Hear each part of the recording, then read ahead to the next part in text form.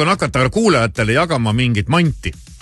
Ja, meil on Saku Latte, meil on kohvi ube, kohvi termos, üllatuskott, nii et tee oma hommik asjalikuks ja jookse kohe tasuta kohviubade järgi näiteks. Huvitav, kas see auto on juba leitud või ei ole? Tead, ma hakkasin ka mõtlema, et ma annan selle äkki ei ole mõtet helistadagi.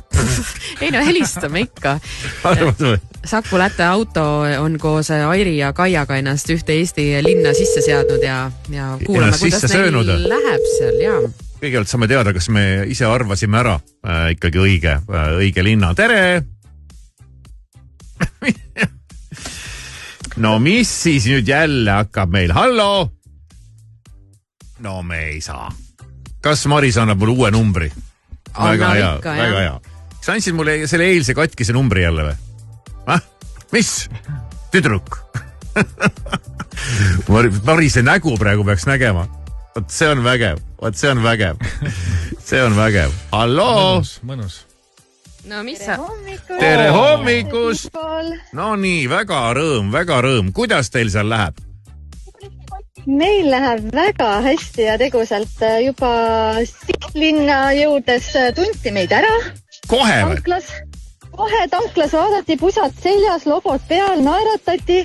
Nii et nüüd just jõudis teine kingisaaja siia, nii et et kas annan telefoni kingisaajale ka, kui sobib? No, võib anda, uurida, küsida tema käest, kuidas tal läheb.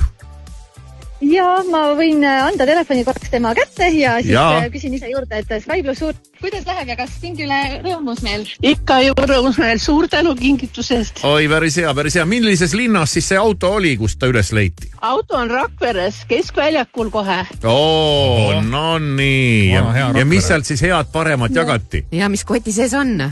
Ja, ma nüüd võtsin telefoni juba enda kätte üle, aga koti sees on Saku Latte kohvioad, need on meil Eestis röstitud ja Naudingu brändi all siis toodame neid ja seal on meil igast muid kingitusi ja asju, nii et kindlasti väärtsisu on seal olemas. Kas ma võin anda väikse vihje?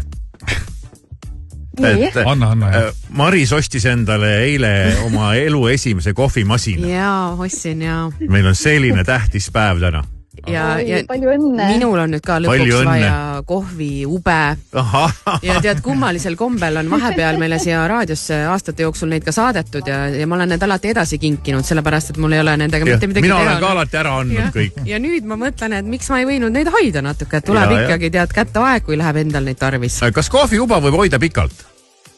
Kohvi juba võib hoida, muidugi oleneb, millal need toad on pakendatud ja millal need toad on ka ostetud. Need selles mõttes, neil on küll pikk säilivusaeg, aga siiski värskelt röstitud Eestist on alati nii-öelda hea jälgida ka, mis ajani nad säilivad, millal see parim maitsenüanss neilt välja tuleb, nii et selles mõttes ikkagi tasuks jälgida, et päris mitu aastat ei tasuks hoida, et siis enam päris seda efekti kätte ei saa. Ma mõtlen, aga kas see lahtises või kinnises kotis seisab muidugi kauem, eks ole? Kinnises kindlasti seisab kauem ja et tuleb hoida ilusti oma kohviubasid, sest siis ei lähe need aroomid välja ja saabki nii-öelda parema maitse ka kätte sellest kohvist. Ja ma võiksin muidugi pikalt laialt rääkida, kuidas tuleks hoiustada kondenspiima, aga see ei ole see saade. Meil oli seal mitu auhinda, 3 tükki, eks ole, kas mõni on alles veel? Meil on 1 auhind on meil alles ja esimene juba jõudis Saku Latte story'de peale ja Sky Plussi jutu peale, nii et esimese auhinna andsime juba ära enne, kui kõne tuli ja teine auhind läks kõne all. Nii et vaatame nüüd, tundub, et tuleb 3. auhind kohe läheb, et meie auto pargiti kinni siin parklas. No selge, et siis te sealt ei saa nii pea minema. No, kui kinni ära anname, küll me siis saame, ma arvan. Okei. Kus te homme olete, me saame homme teada, on ju? Ja homme liigume juba jälle uues suunas, nii et homme oleme jälgige Saku Latte sotsiaalmeediakanaleid, anname seal mõned vihjed ja kindlasti Sky Plussist kuuleb ka ju erinevaid vihjeid, nii et homme uus koht ja uued kingitused lähevad teele. No teeme nii, aga edu teile sinna ja helistame homme jälle. Ja homseni!